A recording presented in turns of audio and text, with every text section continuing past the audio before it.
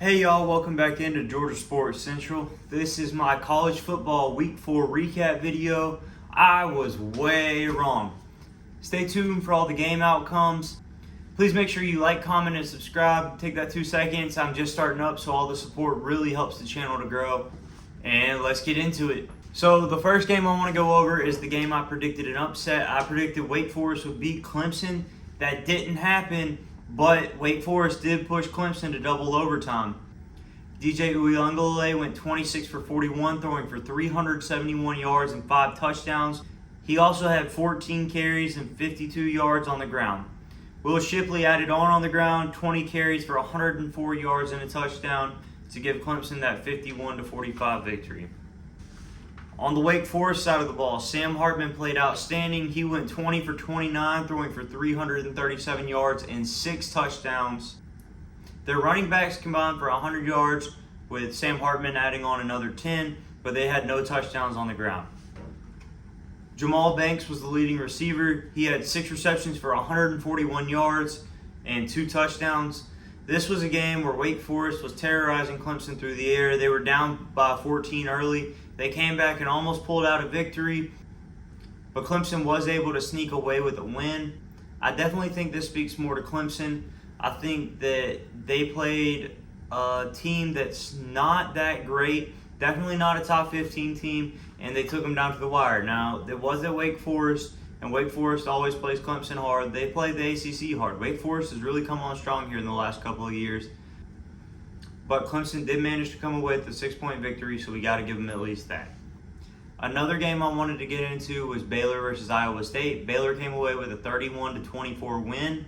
They did win, however, it was not at all convincing. It was a very close game all the way down until the end. Iowa State came on strong in the fourth quarter, almost had enough juice to beat them, just couldn't do it. Baylor does sneak away with a 7-point victory. Another close game that shouldn't have been close. Michigan snuck away with a 7-point victory over Maryland. This game was at Michigan. Blake Corum had a great day on the ground, but Michigan had trouble stopping Maryland on defense. They did come away with a win. It was a conference game, so they did what they needed to do, but they definitely need to improve moving forward. A game I did not see coming at all was Middle Tennessee State beating Miami 45-31. This was a game that wasn't really in doubt. Middle Tennessee controlled the entire game. Josh Pate over on CBS on the late kick, he said that the general attitude in Neyland was that the score coming across wasn't real. They thought it was messed up. They thought they had got the score switched. I think that was a joke, but could definitely make the case that people really thought that. This was just a game that did not go how anybody was expecting to. And Miami is definitely going to drop out of the top 25, not just in the AP poll, but also in my poll. The next game, I'm going to get kind of detailed into this one, just like I did the Clemson game. Tennessee beat Florida 38-33. This was a game where both teams showed some great flashes, but both teams had trouble running the ball. On both sides, the quarterbacks were the leading rushers. This game was close up until the end. I thought Florida had blown it earlier on in the game, but then they came back kind of strong towards the end. Tennessee almost gave up a big comeback, but they did manage to hang on there at the end to get the 38-33 win. Anthony Richardson had his best game of the year through the air. He went 24 for 44 for 453 yards and 2 touchdowns. He did throw a pick, but he did get his first 2 touchdowns on the year, so that was big for him. That could lead to a lot more. That could give him some confidence. This was definitely a marquee game for Anthony Richardson. He also added on 17 carries for 62 yards and 2 touchdowns. On Tennessee's side, on the winning side, Hendon Hooker went 22 for 28, 349 yards and 2 touchdowns, and he didn't throw a pick. Like I said, he was also the leading rusher for Tennessee. He had 13 carries for 112 yards and a touchdown. Jabari Small also broke away for a big run there towards the end. He ended the day 19 for 90 with a touchdown to add on to it. Now for another upset. Texas lost to Texas Tech 34-37 in overtime. Bijan Robinson looked to be driving towards the end zone. He had a fumble. Texas Tech came down. They moved it towards the goal line. They kind of played a little bit conservative and kicked a game-winning field goal. The field was rushed in Lubbock, and number 22 Texas on the AP poll fell. I'll have to move them down in my poll. Who knows if they stay on the top 25. They're kind of on the bubble right now, but that was a bad loss to Texas Tech. An SEC team that had a bad performance was Mississippi. Ole Miss only scored 35 on Tulsa. As I was saying in my other video, they are capable of scoring more. However, they only put up 35. They also allowed Tulsa to get 27 points, making this a much closer game than it should have been. However, Ole Miss did come out on top, 35-27. Another final we have is Oregon beating undefeated Washington State. Washington State wasn't ranked anywhere, but they were looking in control for most of the game. Oregon came back towards the end and won it, but Washington State did look very impressive. That win against Oregon for Georgia at the beginning of the year is becoming more and more impressive as the season goes along. Another game I got wrong. Texas A&M takes down Arkansas 23-21. This was a very close game all the way down to the end. Arkansas just didn't have enough to pull it out. Texas A&M comes away with the win. They were at AT&T Stadium. I believe in my prediction video, I think I said they were going to Kyle Field. I was wrong. They were in AT&T Stadium. I forgot that this was a neutral site game. But Texas A&M does edge out Arkansas 23-21. I really hate that for Sam Pittman. I love Sam Pittman as a coach. I know Arkansas is going to bounce back. And Texas A&M does have a lot of talent. Even with the loss to App State, they do have a lot of talent. So it's not necessarily a bad loss for Arkansas to lose to Texas A&M. Going with the themes of the SEC teams that struggled, Kentucky won 31-23 against Northern Illinois. This was another close game.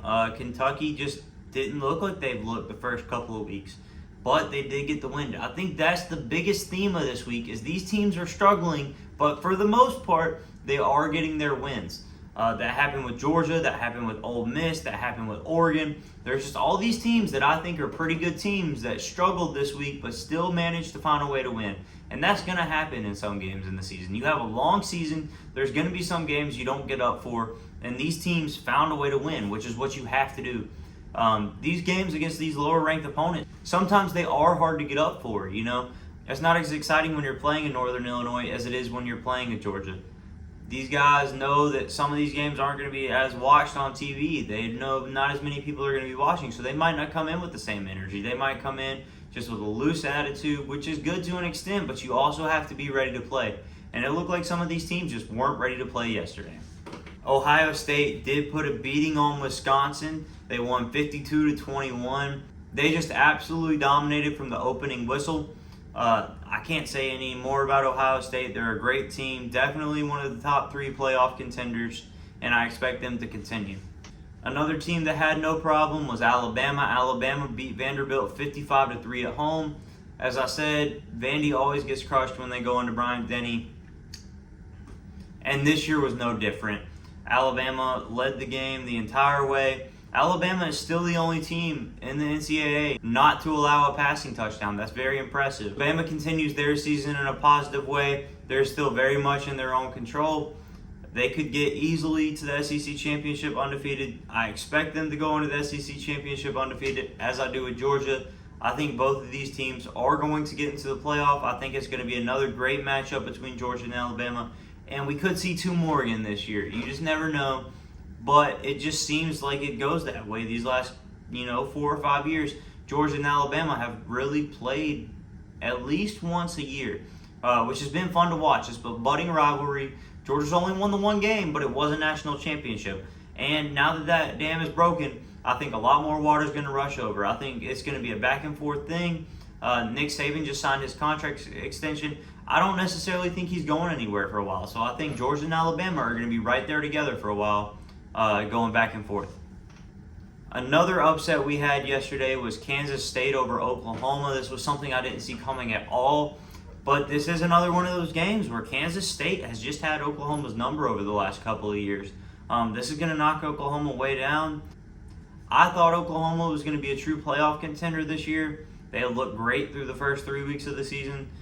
Struggled a little bit with Kent State in the first half, but at that second half they pulled away.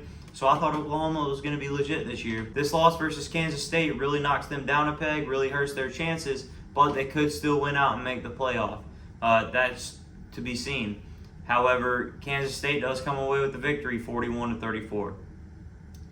And now for the last game I'm going to cover, USC versus Oregon State. As I told y'all, USC is one of my favorite teams. They were one of the teams I was very high on. but they struggled. They weren't as explosive as we all thought they were. They really struggled with a poor Oregon State team. But as I said earlier, the theme of week 4 was that these teams struggled but still found a way to win. And I think that's very important going forward. It's still a momentum builder. It's a wake-up call for a lot of these teams. As Kirby Smart said, this was a growth week.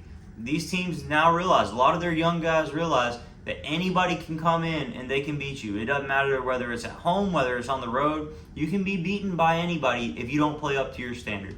I think that this week is going to wake a lot of people up, and we'll see a lot more from a lot of teams next week. Thank y'all again for watching. This has been another episode of Georgia Sports Central. Please like, comment, and subscribe. As I said at the beginning of the video, I'm a new channel, so all the interaction really helps. I would appreciate anything, whether it's a like, a comment, or a subscription. I really appreciate it. Thank y'all so much.